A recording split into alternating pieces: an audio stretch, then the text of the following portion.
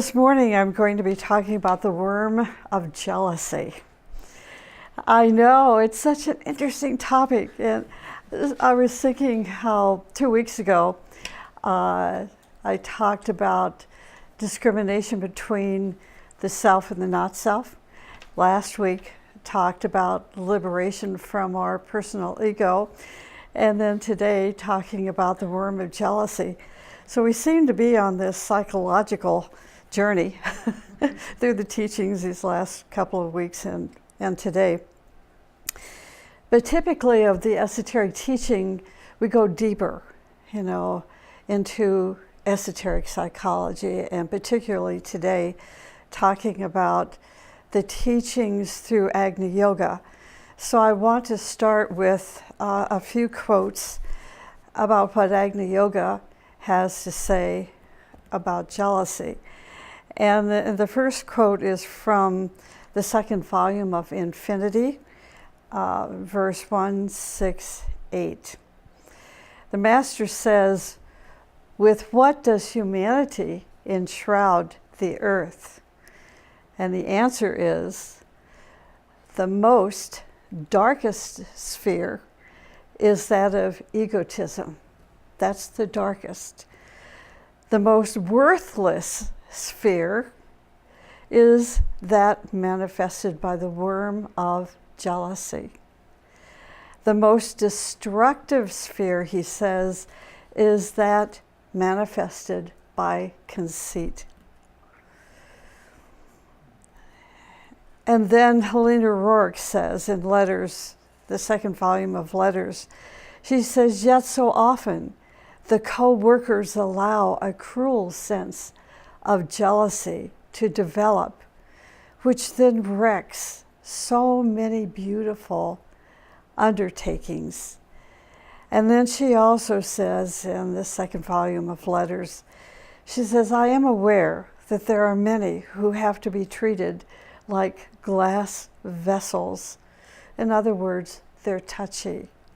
They have to be treated like glass vessels, or sometimes like dynamite, as it were. Examples of this, she said, were met by us in our life journey.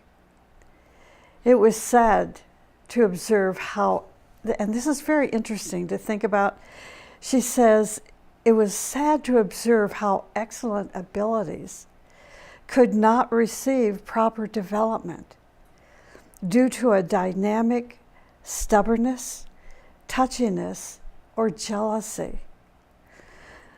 She said, such a heart is locked within itself in total loneliness and not receiving any nurture, it withers. So through the talk this morning, I'm going to be touching on some of these points so that we can better understand that jealousy is a disease, it is a worm. And we're even going to be talking about how Agni Yoga defines worm. It leaves nothing to chance, and yet it doesn't create definitions that are so black and white that it shuts our thinking down. It actually opens the door to deeper thinking and trying to recognize in our level of consciousness what it means. So I'm hoping today that we all walk away with a deeper understanding of the damage of jealousy, how it affects us personally, how it affects people that are affected by those who are jealous, and how it actually and literally it shuts down our etheric centers. It affects our health because it's like it poisons our aura. The teaching refers to jealousy as a worm, the worm of jealousy. Agni Yoga uses the phrase worm in several instances, defining the worm in a couple of ways. First, scientific, saying the worm is similar to a bacillus, which is a disease-causing bacterium. This worm decomposes psychic energy. It decomposes psychic energy and influences the composition of the blood. In Aum it says, thus, out of an insignificant worm grows a most frightful dragon. So this is what I'm taking away from this, that jealousy is not just a situation or a psychology that we find in people's nature. It is a dangerous element that seems to develop from one incarnation to another, to another, to another, until it grows into this monster, or as the Master is saying, it grows out of an insignificant worm into the most frightful dragon. So this is something that we need to observe, within ourselves and within the group, within our family life. And certainly if you are the head of a corporation, these are things you want to watch for in your committees and your people of responsibility. Is that worm penetrating into the work or the service of the group? And if so, then we have to find a way to eradicate it. Now, another definition from Agni Yoga that writes about the worm in this way, it says, even a worm will set no limits to his passageways of darkness. So that's telling us that jealousy is a pretty sneaky little worm. That we have to be, he's saying the worm will set no limits. So that means people who have this worm of jealousy can be dangerous to the path of service, dangerous to even humanity as a whole. We can also read other terms or references to the term worm in Agni Yoga, such as the worm of self-pity, the worm of coarseness, the cunning worm. Isn't this interesting? I just love this. And other than the obvious, I hear people say, I just don't understand the teaching of Agni Yoga. What we want to do is pull out of Agni Yoga the disciplines, the elements, the instructions that Master Moria and others within the teaching is giving us, and say this is not a intellectual study, but one that we want to impress our soul with, to live by, and that's Agni Yoga, the teaching of Agni Yoga. So that's not difficult. What is difficult is to be a practitioner of Agni Yoga and putting it to work into our lives. So this gives us a pretty good image of this worm, indicating that jealousy is pretty ugly, and that such a worm will set no limits to his passageways of darkness. Jealousy can hide itself behind so many excuses and moods that sometimes we cannot catch it if we do not force ourselves to find the real source of jealousy. It is a poison. Jealousy is a poison. It is a virus that imitates and hides behind many actions. Jealousy can kill. It's a pretty dramatic statement.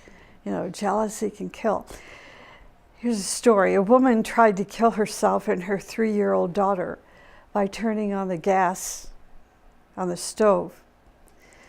She was jealous of her daughter.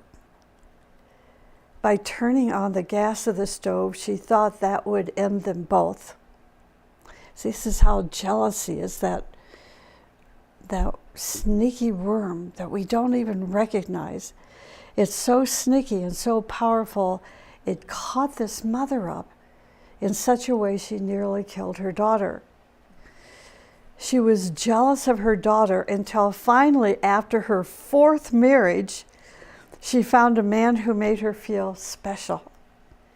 Enough so that she finally calmed down and gave her daughter what the daughter needed, which was a loving attention. Do you remember the movie The Bodyguard by Kevin Costner? He was protecting a famous singer that was portrayed by Whitney Houston, who was receiving threatening letters. You know, this famous singer, she was receiving threatening letters. And in the end, they learned the threats were actually coming from the singer's jealous sister, who had hired an assassin to kill her sister. Jealousy. In the end, the sister killed herself when she realized that her talented sister truly loved her. And in that realization, she was horrified to recognize that she tried to have her sister killed. And so she killed herself. Kevin, of course, was the hero and killed the assassin. Jealousy takes many forms. Those who are infected with jealousy know how to punish their victims and accuse them of all possible things. But the reality is that jealousy eats its owner.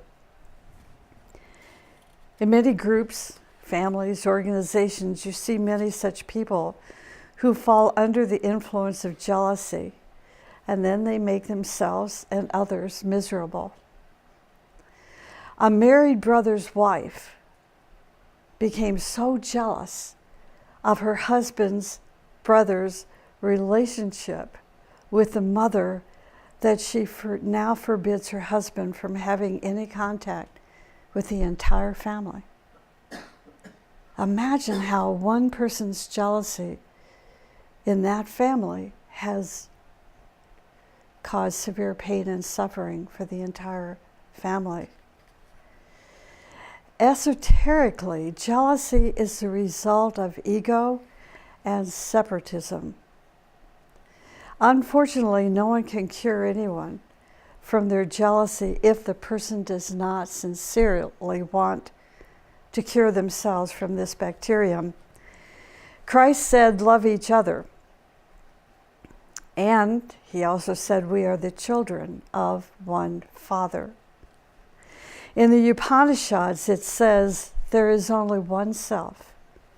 You are that self. That self in each person is you. If you really think about these words, you may get free from your jealousy.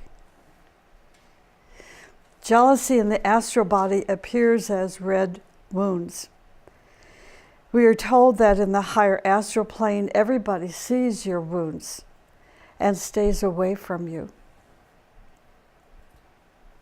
Most jealous people eventually fall into depression and eventually into deep loneliness. They bury themselves within the grave of their jealousy. So you may ask yourself, why? Why is that? And this is what I've discovered with people who have jealousy, and it's not that I haven't, because I had a wonderfully educational experience of being jealous when a husband became unfaithful. My husband became unfaithful to me. Before that time, I'd never experienced jealousy. I just never had. So perhaps to understand jealousy, we have to be jealous. And then you can learn how ugly it is and how demeaning it is to one's self-confidence, and how it can then lead into depression. For me, it caused suspicion. Okay, here's this friend, who's a good friend of mine, that my husband was enjoying the company of. And so I immediately became very suspicious of her, of course. But then I became suspicious when he came home from work late. And if he was gone for an hour beyond what he thought, I became suspicious, filled with doubt. What is he up to?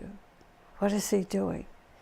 So it's like that worm of jealousy just kept penetrating deeper and deeper until I was crazy.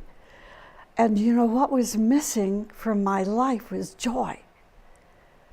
Joy just walked out the back door, and in came jealousy, and it just blanketed, that time in my life until I finally said, this is enough.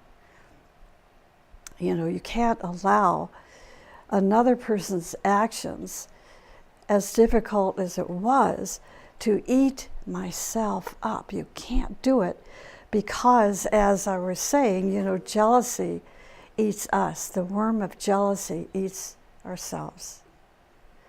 So now I feel I can confidently talk about jealousy, having been there and recognizing how much of a poison it is.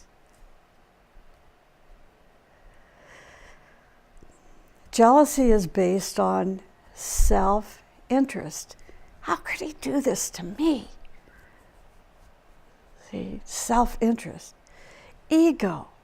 Why would he do this to me? Look at what a good person I am. Vanity. Well, who knows? I couldn't put vanity in there. But it can apply to other situations. See, for example, let's say that you're a poet, and your friend is also a poet, and your friend achieved a success by achieving an award, and that person was put into a magazine, and their picture and their poetry, and that award led to others and others and others, and meanwhile you, also a poet, but it's not being recognized, and you're better see, than your friend. That's vanity. That's how vanity, which is based on jealousy, and then separatism and fanaticism. So jealousy is the root of self-interest, ego, vanity, separatism, and fanaticism. Jealousy can use racial superiority, and we see this all the time. Jealousy can use racial superiority to prevent people from advancing into new positions, into higher graduations. To trace jealousy, observe people who have self-interest and vanity and ego and separatism and fanaticism and greed. These are the pathways of the worm of jealousy. See, jealousy hides in these pathways, and they are almost hidden. Just one person of jealousy can contaminate a whole group of people, a committee, a governing board, a society. I see this all the time. So if I can see it all the time, it's not extraordinary. It's a pretty common practice. And then they use them to manipulate the objective of their jealousy. The object of which is typically control, or a sense of superiority, or one who feels a sense of power. All born or rooted in the worm of jealousy. Jealousy with very subtle excuses violates human rights. It violates the freedom of people and always tries to exercise control over them. One thinks that jealousy is a feeling, but in reality, it is a mighty entity that operates organizations like the KGB. the armies of Hitler. The KGB, here's a little history, which I had to look up. I knew a little bit about it, but I didn't want to paraphrase and be, misleading. The KGB became the FSS, the Security Service of the Russian Federation, in 1991. And now Putin has resurrected the KGB, calling it the SVR. It uses the resources of money everywhere. Just think about this. There is a story about a rich man who lived in Germany. If anyone had anything beautiful, he used to acquire it through money, fear, or crime. People living in that town were so horrified that they used to hide their jewelry, their money, even dress badly so as not to be attacked by the agents of that man. Some of you probably know this story. It's really hard to believe that a complete community would dress poorly. They would have a beautiful car hidden somewhere, in a garage, but they drive a very, very old car. So they wouldn't lose their hidden, beautiful car, I guess. But imagine living under that kind of, fear. This man had the most beautiful women around him, the most beautiful of everything. One day, a woman, realizing the extent of the evil emanating from that man, succeeded in being alone with him. And then guess what happened? She killed him. She saw that almost all organizations in that town were working for that man. See, these are pretty extreme examples, but nonetheless, they're real. When people asked a wise man, how can a single man control a town? He said, a single man is only one person, but if he is possessed by jealousy, he is an army. Because jealousy is a highly organized army working under the gods of jealousy. So here are some points from the teaching that reveals some of the ways in which what I call this entity of jealousy operates. Flattery. These are things that, to keep track of, make a note of, and then to observe.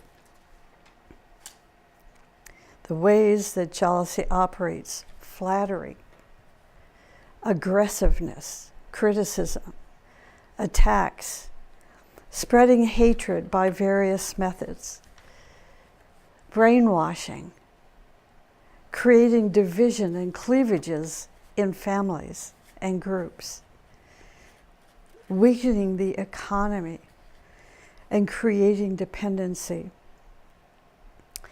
borrowing money, which then weakens you. Now, most of you are going to say, but I don't ever borrow money. Do you use credit cards? Have you ever gotten behind in a credit card payment?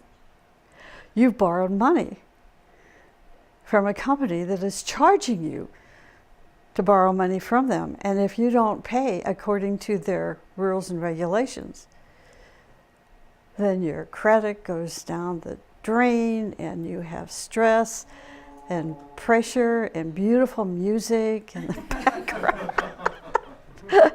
It's interesting. So we borrow money in interesting ways, and we don't even recognize actually that we're borrowing money in that regard. So borrowing money weakens us. The ways and means of jealousy are so many and so deeply hidden that it is impossible to trace all of it. Only our observation will be able to understand the magnitude of the evil hidden under jealousy. So jealousy, this is curious, jealousy is an entity that needs nourishment. It is an entity that needs nourishment, such as hatred, emotional turbulence, negative thought forms, an inflamed imagination, fantasy, revengefulness. Every jealousy feeds itself with these elements, and if a chance is given, it grows to such a degree that it consumes our etheric, astral, and mental energies, dumps us into the trash can of many serious sicknesses or diseases. So we must observe ourselves very carefully to find out if our behavior, our words, our actions, our thoughts, our emotions are motivated by jealousy. By our own hands and feet, right? Doesn't mean go to a therapist and tell me if I'm jealous. No, we have to, by our own hands and feet. If we care, whether we want to keep it or leave it. Was it keep it or lose it, right? We want to lose it if we want to progress spiritually. If we find we have these seeds of jealousy, we must take every action to kill it and replace it with love and compassion and gratitude. Love, compassion, and gratitude. There was a pianist who used to play the compositions of her teacher. She sacrificed time and energy and anything possible to be the best translator of his beautiful Armenian compositions. Compositions that were inspired from the fiery world. The teacher had admiration for her ceaseless practice and service until the day when the pianist's true nature came to the surface and she decided to steal his compositions, his recordings, and cheated him in various ways. Eventually, she could not stand her own jealousy and disappeared, and to this date continues to slander this most beautiful, talented master of music. Is it possible to let the entity of jealousy leave its victim? If we have jealousy, is it really possible to get rid of it within ourselves, our family, our organization? This is what the teaching says, that one way is through shocks. Shocks can potentially cure the victim. Shocks that end up ruining their health, happiness. It takes away those whom they love.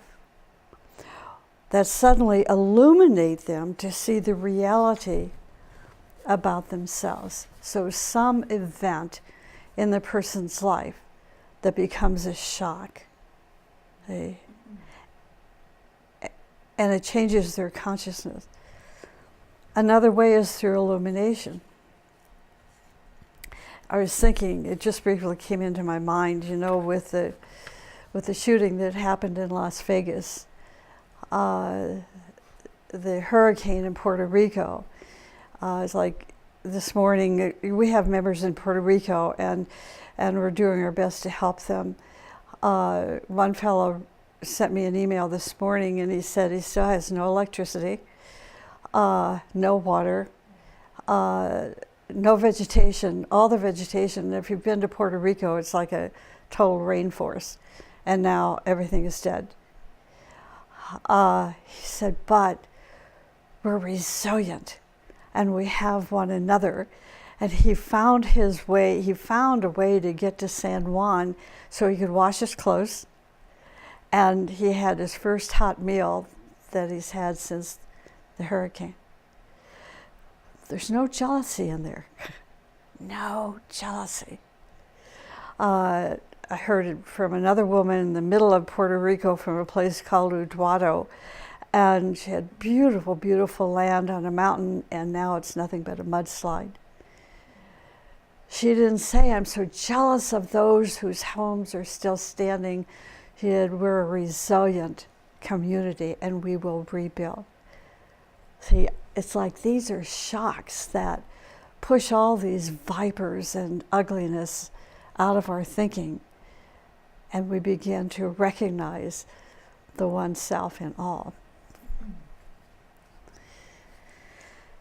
The development of virtues, such as a sense of reality, honesty, sincerity, self-renunciation, and above all, joy, because joy burns the footholds of jealousy.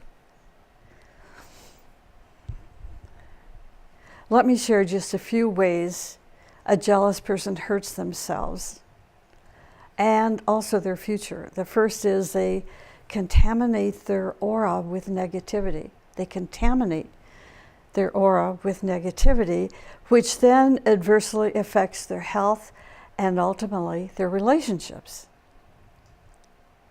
They stop the progress of opening their etheric centers, which causes stress with the corresponding glands and organs. See, it's like it affects one, and then it's like this domino theory idea. It affects this, and then that, and that, and that, and that.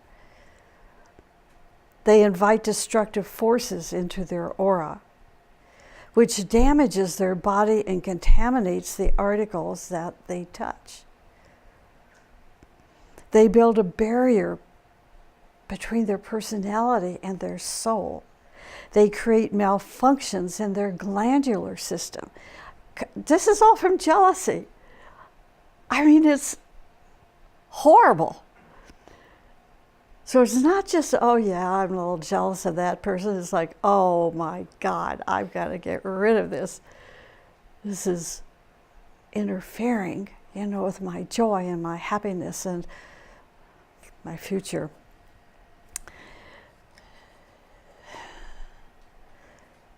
It also creates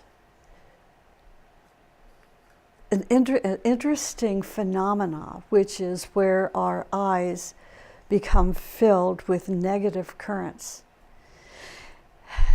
To put it simply, it's like would be a person whose glass is always half empty.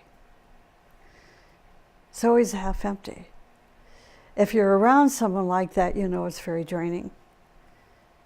It's very draining, but it's an interesting experience to learn from.